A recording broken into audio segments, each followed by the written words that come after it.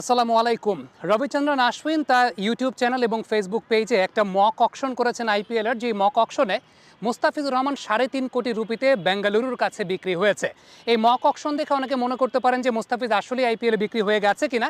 এটা একটা বিষয় বলে নিই যে এটা একটা ফান পারপোজে কিংবা একটা কমার্শিয়াল পারপোজে হয়তো রবিচন্দ্রন আশ্বিনের করা। এবং এই যে আইপিএলের নিলাম, এটা কিন্তু একটা প্রফেশনাল সেট আপের জায়গা এবং একটা জাঁকজমকপূর্ণ জায়গা, একটা ফেস্টিভ্যালের মতো। মানে আমাদের বাংলাদেশে এরকম না যে এক মাস আগে আপনি জানলেন নিলাম হবে, 3 দিন আগে প্লেয়ার্স লিস্টটা দেওয়া হলো, তারপর সেই অনুযায়ী টিমগুলো প্রিপারেশন নেওয়ার সময় পেলো না। এখানে ব্যাপারটা কতটা সিরিয়াস আমি যদি আপনাকে বলি, যে আপনি নেটফ্লিক্সে যদি খেয়াল করে দেখেন মুম্বাই ইন্ডিয়ান্স কীভাবে তাদের আইপিএলের নিলামের প্রস্তুতি নেয় 6 মাস আগে থেকে, কতগুলো মক অকশন তারা করে। মক অকশন বলতে হচ্ছে ডামি অকশন বোঝায়, যেটা রবিচন্দ্রন আশ্বিনের ইউটিউব চ্যানেলে আপনারা দেখতে পেয়েছেন। ঠিক তেমনিভাবে মুম্বাই ইন্ডিয়ান্স বলে আইপিএলের প্রত্যেকটা ফ্র্যাঞ্চাইজি তারা নিজেদের মতো করে মক অকশন করে বেশ কয়েকবার। এরা না পেলে কাকে নেবে, কে কাকে নিচ্ছে, কে কাকে নিতে পারে, একটা পুরোপুরি গবেষণার বিষয়। সো সেই জায়গাটা থেকে আমরা আসলে কতখানি পিছিয়ে আছি বা আমাদের পিছিয়ে থাকার জায়গাটা কতখানি, সেটা আমরা আসলে বুঝতেই পারছি। যদিও বাংলাদেশে অনেক বছর পর প্রথমবারের মতো নিলাম কার্যক্রম হলো এবং সেই জায়গাটাতে প্রিপারেশনের একটা ব্যাপার, কিন্তু এটা সামগ্রিকভাবে ইটস এ সিরিয়াস থিং। এবং এটা সিরিয়াস থিং দেখে এইখানে দেখেন, চিন্তা করে দেখেন যে আশ্বিনের ফেসবুক পেজেও এরকম একটা সেট আপ করে, ডেফিনেটলি সেখানে স্পন্সরশিপদের ব্যাপার আছে বা আছে, একটা ফান পারপাস বা একটা মক অকশন হলেও সেটাও কিন্তু একটা সিরিয়াস শেপে করা হচ্ছে।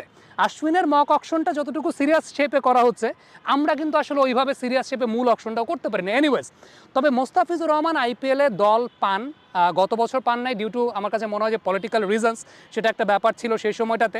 কিন্তু পরবর্তী সময় তারা আবার বাধ্য হয়ে দিল্লি পরে মোস্তাফিজকে নিয়েছে, যেহেতু অ্যাভেলেবল প্লেয়াররা ছিলেন না, মিচেল স্টার্ক তারা চলে গিয়েছিলেন।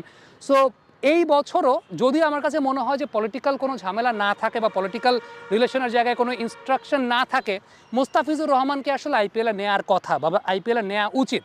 কেন নেওয়া উচিত বা কেন নেওয়ার কথা দেখেন, আপনি যদি আইপিএলের ইতিহাসে বিদেশি বাহাতি পেস বোলারদের তালিকা করেন, এখন পর্যন্ত মোস্তাফিজ কিন্তু টপ 5-এ আছে।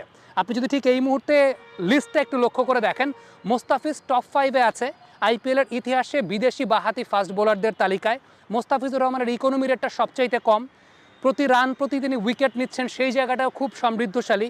ইভেন যেই প্লেয়াররা এই মুহূর্তে লিস্টে আপনি দেখতে পাচ্ছেন, মিচেল স্টার্ক বলি কিংবা ম্যাকক্লেনাগান বলি, মুস্তাফিজুর রহমান, ট্রেন বোল্ট, সবার মধ্যে মুস্তাফিজুর রহমানের এফেক্টিভিটিটাও কিন্তু আসলে অনেক বেশি। অনেক বেশি বলতে অনেক বেশি। হ্যাঁ, ট্রেন বোল্ট ডেফিনেটলি পাওয়ার প্লের সময়টাতে প্রথম 2 ওভারে অনেক ম্যাজিক্যাল কাজ করেছেন, কিন্তু ওভারঅল আপনি যদি ইম্প্যাক্টের জায়গা চিন্তা করেন, মুস্তাফিজকে কেন প্রত্যেক বছর নিতে চায় আইপিএলের দলগুলো, তার পেছনে অন্যতম বড় কারণটা হচ্ছে যে মুস্তাফিজুর রহমানের এফেক্টিভিটির জায়গাটা।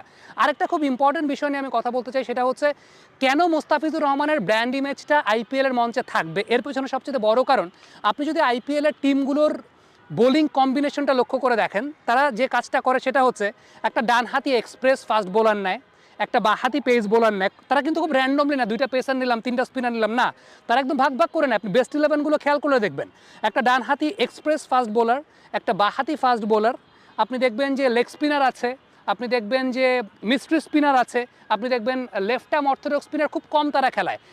আনলেস আনটিল ইউ আর অক্ষর প্যাটেল ও রবীন্দ্র জাদেজা, লেফট আর্ম স্পিনারদের ওরকম থাকে না। আপনি খেয়াল করে দেখবেন যে লেগ স্পিনার এবং মিস্ট্রি স্পিনার, এইভাবে তারা আসলে কম্বিনেশনটা সাজায়। তবে পেস বোলিংয়ের ক্ষেত্রে তারা বাঁহাতি পেস বোলারও রাখে, ডানহাতি পেস বোলারও রাখে। মানে হয়তো বা 2টা বা ডানহাতি পেস বোলার থাকবে, একটা বাঁহাতি পেস বোলার থাকবেই। এখন ইন্ডিয়াতে আলটিমেটলি যে ফ্যাক্টটা, সেটা হচ্ছে যে লোকাল বাঁহাতি ফাস্ট বোলার ইন্ডিয়াতে ওই রকম ভালো মানের নাই।